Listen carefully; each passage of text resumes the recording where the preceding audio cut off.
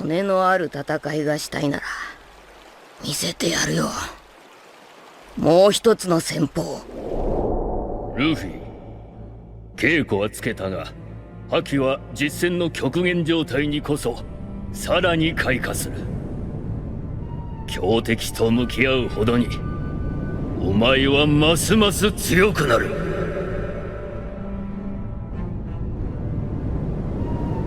俺にも見えるかな、少し未来。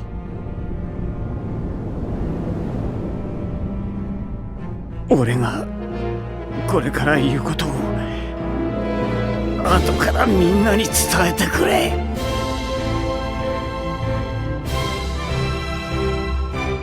あいつを超えたい。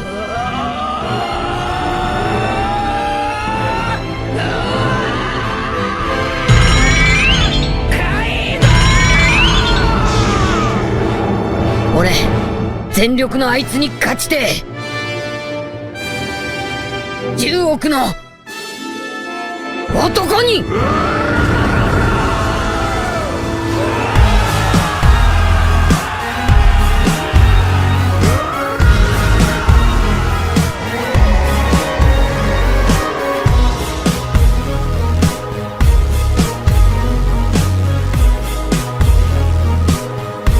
海賊王に俺はなる。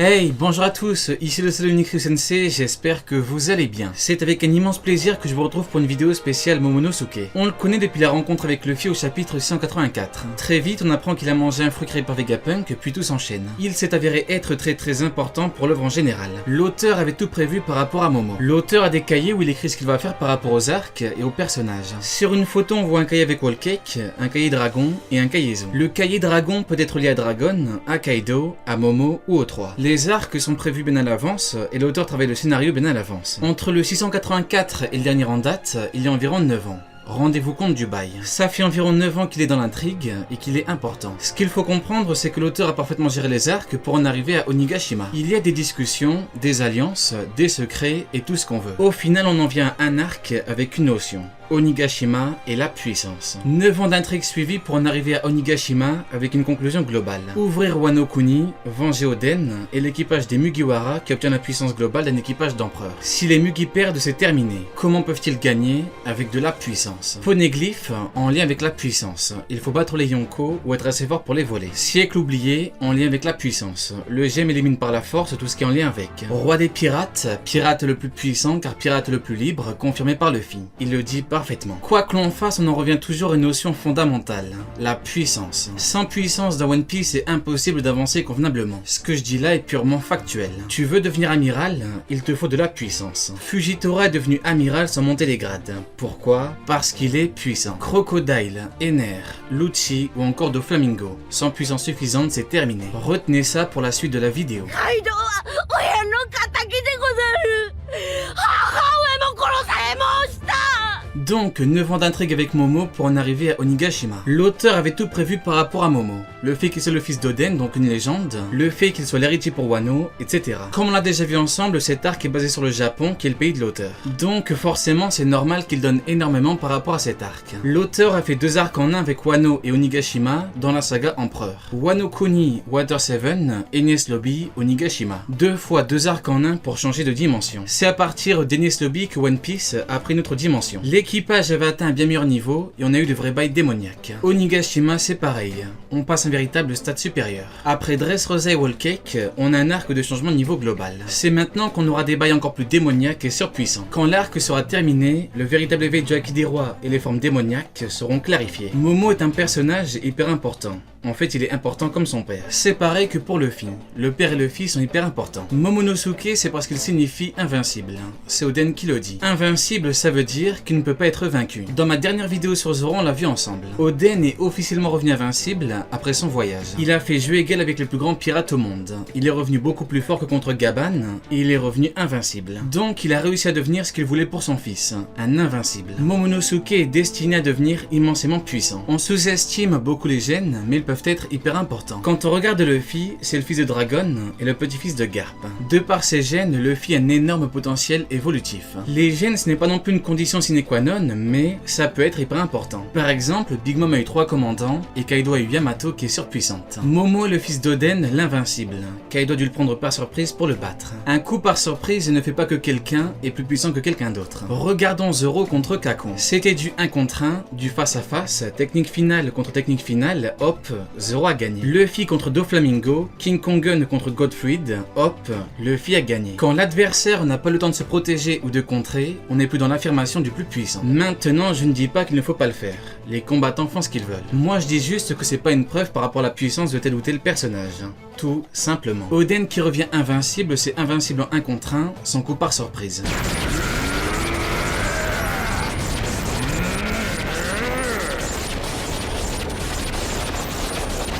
Maintenant, je vais revenir sur ce qu'on a déjà vu rapidement. J'ai découvert que dans l'œuvre, on n'évolue plus en puissance après 39 ou 40 ans. Après 39 ou 40 ans, tu peux encore évoluer très légèrement, manger un fruit ou avoir un meilleur Meito. Par contre, généralement, tu ne passeras jamais un stade de puissance après 39 ou 40 ans. Oden a combattu Kaido à 39 ans et allait gagner.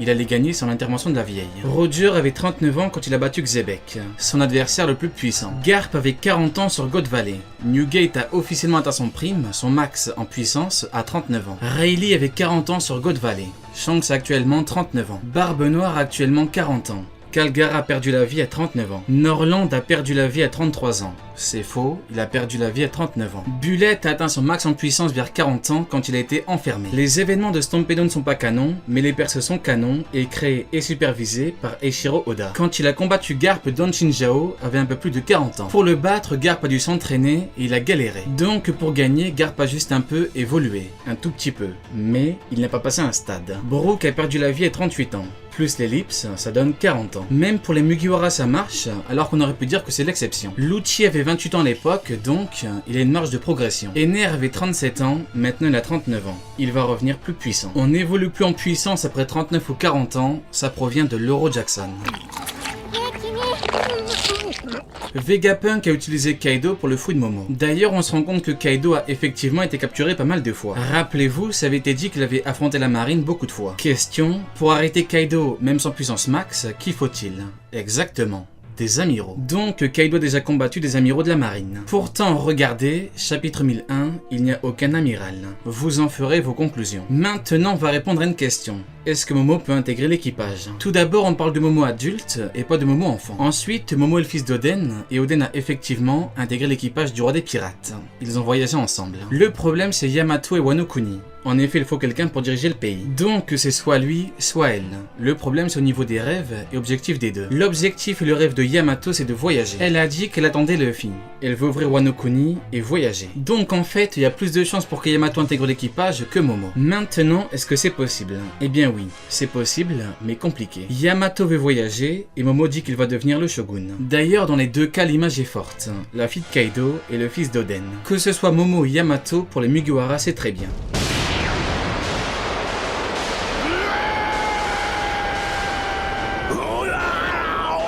Mais alors, que veut-il faire en forme adulte? Parce que oui, Momo adulte, ça arrive. Déjà, elle doit sauver Wano Kuni qui va se faire détruire par Onigashima. L'option la plus probable, c'est des nuages pour sauver l'île. Kaido soulève Onigashima avec du feu, Momo peut le faire avec des nuages ou du feu. Ce qu'il veut faire, c'est trancher Kaido. Il veut venger son père. Donc, parlons de puissance. La vraie question, c'est, est-ce qu'il peut le faire? On a donc une question profonde de puissance et de possibilité. Parce que oui, il faut s'intéresser au caractère du possible. Déjà, ce n'est pas parce qu'il veut le faire qu'il va le faire. Qu'il va et où peut le faire. Rebecca voulait battre Doflamingo, mais elle n'a pas pu le faire. Viola voulait faire pareil, mais elle n'a pas pu le faire. Luffy est justement là pour ça. Il a la volonté et la capacité. Luffy veut et peut, donc Luffy va. Momo Grand n'aura pas 39 ou 40 ans, donc il n'aura pas son max en puissance. Il n'aura pas son prime. De plus, il manquera d'expérience et d'entraînement. S'il revient à 39 ou 40 ans, il pourra vraiment faire quelque chose de gros. Par contre, s'il revient à moins de 39 ou 40 ans, ce sera compliqué. Vraiment compliqué. Zoro avec l'âme d'Oden, ça fait mal à Kaido. Le fils d'Oden avec l'âme d'Oden, là c'est encore plus incroyable. Même sans 39 ou 40 ans, il peut faire très mal à Kaido. Pourquoi? Eh bien parce que Momo est le fils d'Oden. Momo peut sauver Wano Kuni et montrer à Kaido que la relève est là.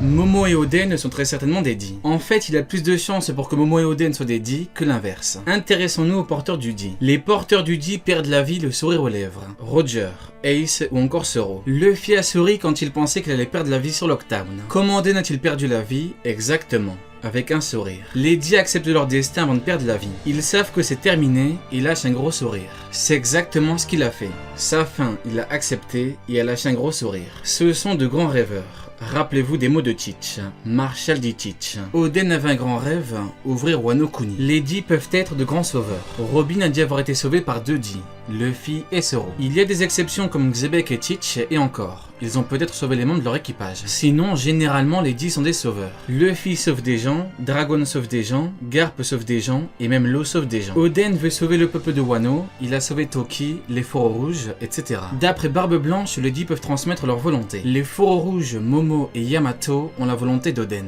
D'après tout ça, il y a beaucoup plus de chances qu'Oden soit un Di que l'inverse. Il y a plus de 2 ans, j'ai théorisé que Rox était un Di. À l'époque, on avait juste son nom et rien de plus. J'avais théorisé qu'il était un Di et qu'il voulait devenir le maître du monde. Le chapitre 957 a confirmé ma théorie. Pourtant, à l'époque, beaucoup me disaient que c'était impossible. Savez-vous ce qu'on me dit aujourd'hui? Que c'était évident. Donc, pour Oden, moi je vous le dis, il y a de fortes chances pour qu'Oden soit effectivement un Di. Allez, Diane, tu n'auras pas regardé ma vidéo pour rien.